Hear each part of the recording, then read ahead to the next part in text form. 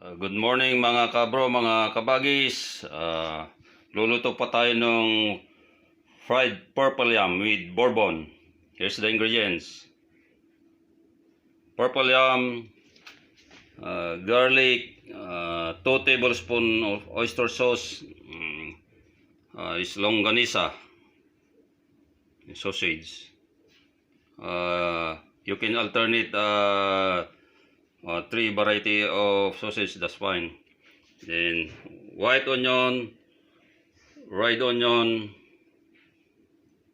then this 1 shot of bourbon, little glass like this. Then Himalayan Sea Salt, plus different herbs. And then sweet potato po ito. This is the one, sweet potato. I will continue slicing this one. All the onion and the sausage and the sweet potato. And come with me. Watch for me how to cook fried purple yum with bourbon. After I slice this, I will saute it, and then after you saute it, all the ingredients, then you're ready to go. You're ready to eat. Okay, God bless. Well, let's do it. Ready na po yung mantika, pan is hot already. We'll start sauteing it. Garlic, red onion, white onion,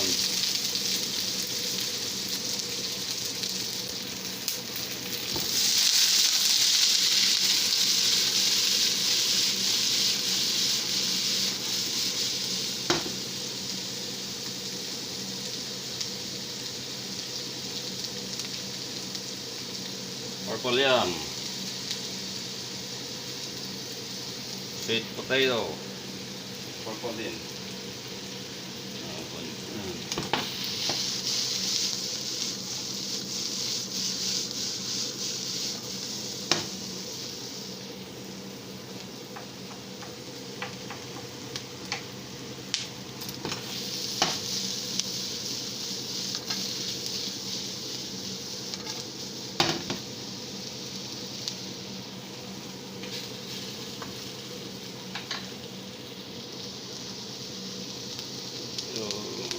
Sausages, sausage and vegan longanisa po yan. And let's put all the ingredients, Himalayan sea salt and herbs, different kind of herbs. Again, mag-adjust po kayo ng timpla ninyo, ha. Yan.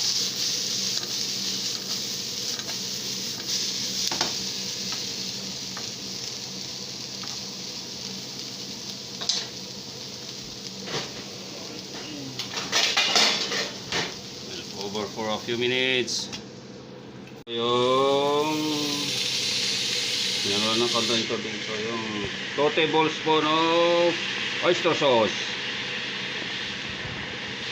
Yan.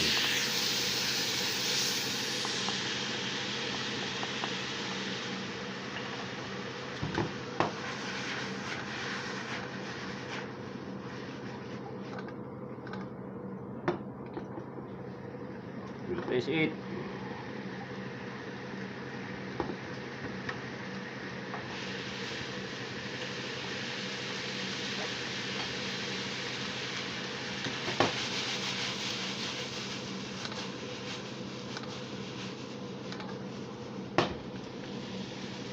So this the last one, 1 set glass of bourbon. Bring it in.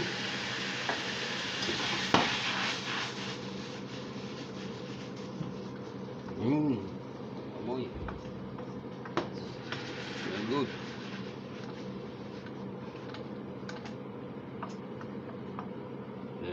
we're done.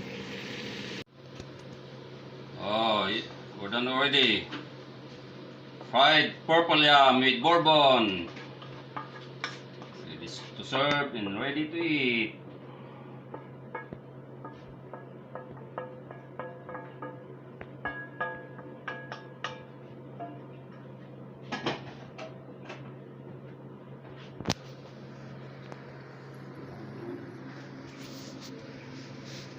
Thank you for watching. God bless you all.